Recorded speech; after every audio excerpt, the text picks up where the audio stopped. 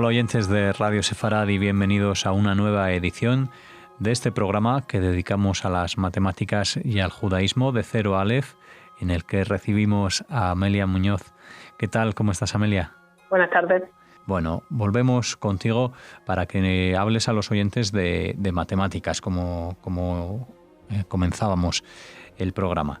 Hoy hablándonos de Eugen Borisovich Daikin, un matemático judío ruso-americano considerado, nos dice, es padre fundador de la teoría moderna de los procesos de Markov. Bueno, háblanos y explícanos, porque yo particularmente no tengo conocimiento sobre estos procesos, y háblanos también del resto de su carrera. Pues bueno, el hecho de que Daikin fuera o se le considere padre fundador de los procesos de Markov es curioso, porque estos procesos se plantean por primera vez varias décadas antes de que Daikin se ponga a trabajar con ellos. Y sin embargo, este hombre hace un trabajo muy interesante a la hora de plantear los fundamentos, es decir, formalizar toda la base, escribir definiciones, asegurarse de que todas las cosas están demostradas. Y de hecho publica un par de libros al respecto, si yo no recuerdo mal, en el 59 y en el 63, que están enfocados en ese sentido. Y eso, unido a todo el trabajo previo y posterior que va a hacer en este campo, pues lo hace en uno de los contribuyentes más importantes. Comentando un poco su infancia, que desde luego no fue una infancia sencilla, Eugen va a nacer en 1924 en el seno de una familia judía en Leningrado, es decir, de San Petersburgo. Uno de los primeros eventos de importancia en la vida de Eugen va a ser que su padre lo declaran enemigo del pueblo en 1935, cuando él tan solo tenía 11 años. Esto supone no solamente que la familia tenga que trasladarse a Kazajistán, sino que 2 años después su padre va a ser internado en un gulag y desaparece de la faz de la tierra. Por mucho que su padre fuera totalmente inocente, este acontecimiento marca la vida de Eugen, no solo a nivel personal, sino también profesionalmente, ya que va a torpedear su carrera por venir. Sin embargo, en una de estas extrañas paradojas de la vida en la Unión Soviética, lo van a admitir en la Universidad de Moscú, específicamente en la Facultad de Mecánica y Matemáticas. Lo admiten en 1940, teniendo él tan solo 16 años. En el instituto era un estudiante brillante, y a pesar de que su asistencia va a ser irregular por motivos familiares, él consigue adelantar un curso y va a destacar casi desde el principio. Su capacidad se une al estallido de la Segunda Guerra Mundial, que va a provocar que las restricciones no escritas a que los hijos de enemigos del pueblo se puedan admitir en la universidad, pues estas restricciones se quitan y a él lo admiten. Bueno, los años de universidad van a ser también convulsos. Para empezar, la Universidad de Moscú es evacuada tras el primer curso de Daikin allí estudiando. Y él, en vez de irse al centro de Asia, que es donde se va a la facultad, o sea, el cuerpo de profesorado, él lo que va a hacer es trasladarse al pueblo donde en aquel momento vivía su madre, que resulta estar en la trayectoria de los invasores alemanes. Muchas semanas después de salir del pueblo donde ellos estaban, llegan a Perm. ¿Por qué Perm? Pues porque allí tenía familia su madre. Y bueno, allí además va a poder retomar Daikin su estudio en la universidad local. Según palabras del propio Eugen, no va a estar inmerso en un ambiente bueno. Él tenía hambre, mucha hambre, todo el tiempo. Los edificios estaban muy fríos y había un sinnúmero de chinches en las camas de los dormitorios de la facultad. Por otra parte, Daikin va a tener el privilegio de ser nombrado bibliotecario local del Departamento de Matemáticas, donde comenzó a investigar por su cuenta. Los trabajos que realiza en esa circunstancia acabaron por ganarle un puesto en el seminario de Gelfand, de vuelta en Moscú, en 1943. Y bueno, fruto del trabajo en el seminario de Gelfand, va a ser su segundo artículo, el de 1946, en el que ven la luz los diagramas de Daikin. Estos diagramas son grafos con aristas dobles o triples que sirven para clasificar las álgebras semisimples de Lie sobre cuerpos algebraicos cerrados. Un grafo, como alguna vez he mencionado, es un diagrama en el que aparecen una serie de vértices, es decir, de puntos, que van unidos por aristas, lo que sería una línea. Uh-huh. Entonces Daikin lo que hace es unir dos vértices por 2 o 3 líneas.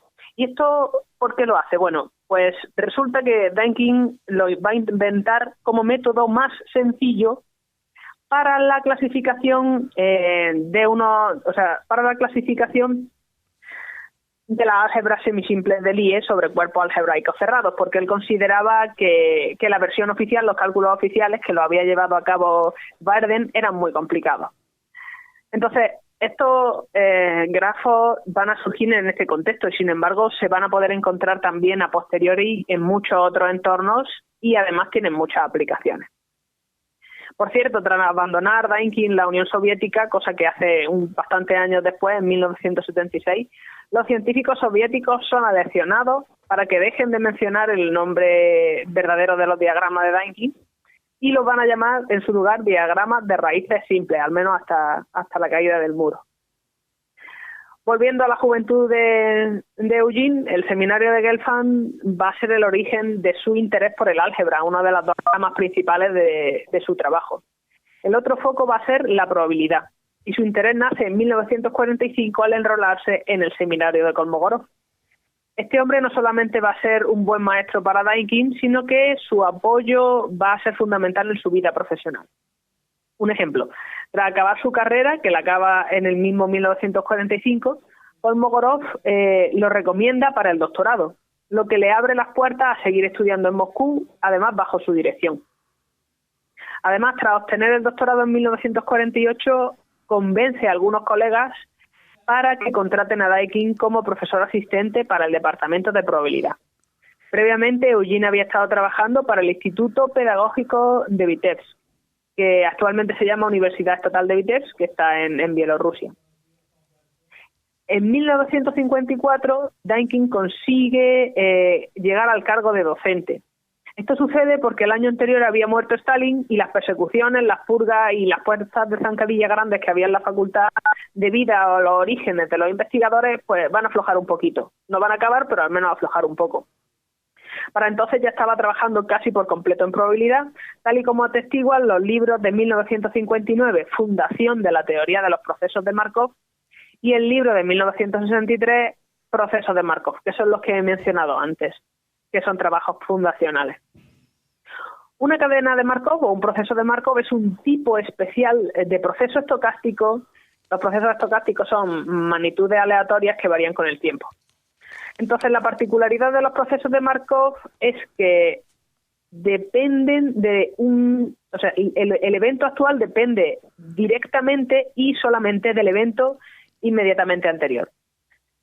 Procesos de Markov se llaman, por ejemplo, incluyen, por ejemplo, el tiempo atmosférico.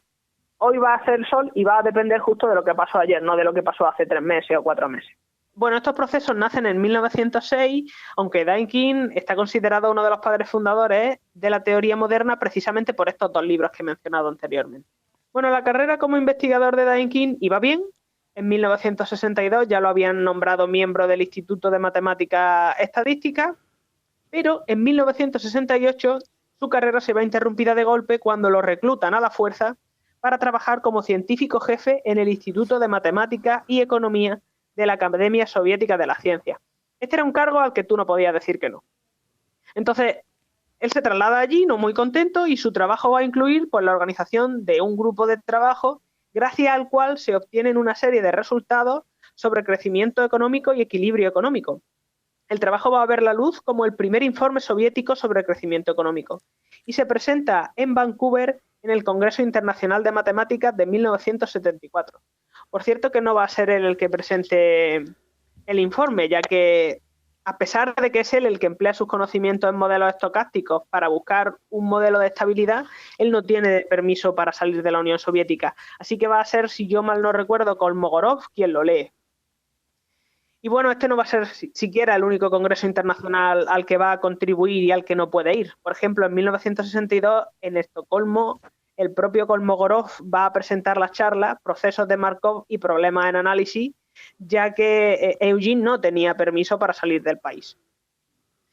Quizá por eso, en 1976, él va a decidir dejar la Unión Soviética. Tras todo este tiempo, no le habían perdonado los pecados de su padre, los pecados no cometidos de su padre, y dado que su hija ya había emigrado a Israel y que no tenía demasiado miedo al sistema, quizá tenía que haberle tenido más, pero la jugada le sale bien, él va a tomar la arriesgada decisión de pedir un visado de salida del país.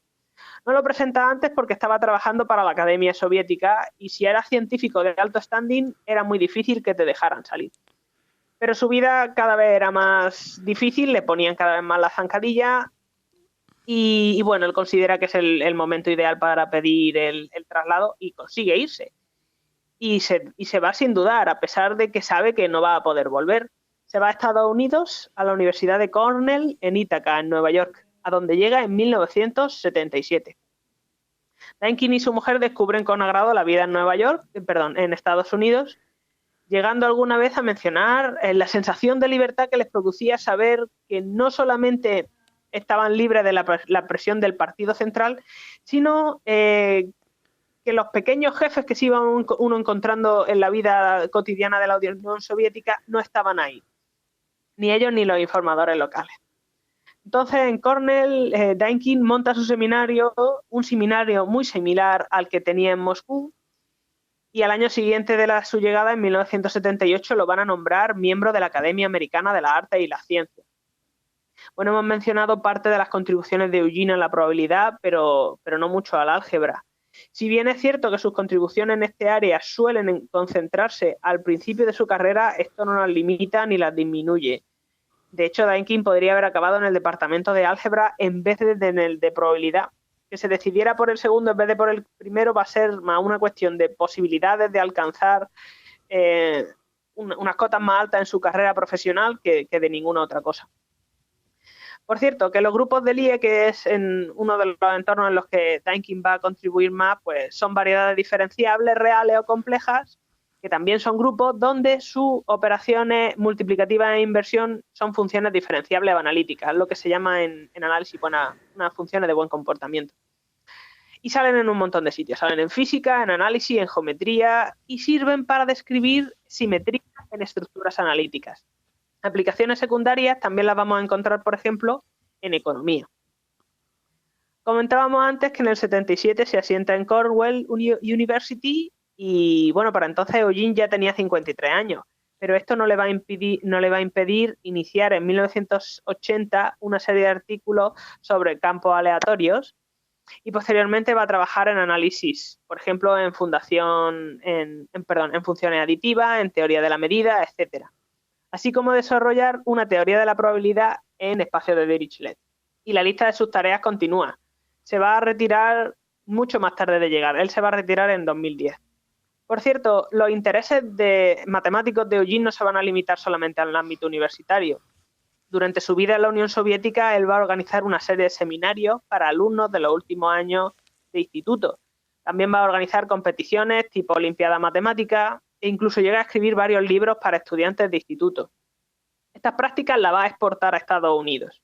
Debido a su éxito profesional, Dynkin recibió numerosos premios y reconocimientos a lo largo de toda su carrera. El más importante, sin lugar a dudas, va a ser el premio Steele en 1993, en el que se mencionan todas sus contribuciones y el hecho de que hiciera contribuciones fundamentales a dos ramas de las matemáticas distintas, lo cual es bastante raro. Los matemáticos suelen concentrarse en una, sobre todo si van a hacer de estos descubrimientos básicos.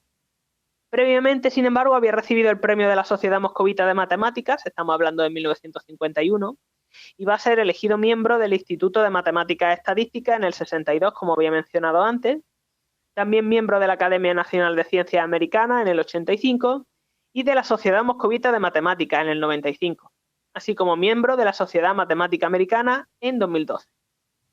El penúltimo título, el de la Sociedad Moscovita de Matemáticas, se explica pues porque hasta su muerte en 2014 él va a mantener el contacto con la Escuela Moscovita de Matemáticas todo lo que le va a ser posible. Tras emigrar, al principio le va a costar mucho trabajo, pero cuando por fin cae el muro, él va a trasladarse un par de veces allí y va a cartearse con los matemáticos amigos suyos que deja atrás.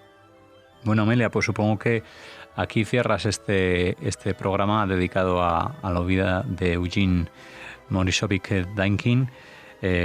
Y te agradecemos que lo hayas acercado aquí a Radio Sefarad, como haces cada semana, con diferentes matemáticos judíos que llenan los minutos de este de cero a Aleph, que ya cuenta con muchos títulos en estos podcasts que se emiten aquí en Radio Sefarad. Gracias por hacerlo y por estar cada 2 semanas con nosotros. Muchas gracias a ustedes.